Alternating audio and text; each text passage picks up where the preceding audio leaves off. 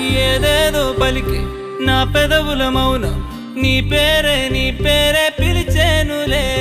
నీ పిచ్చితోనే అల్లాడే ప్రాణం నిన్నేలే తలచేను.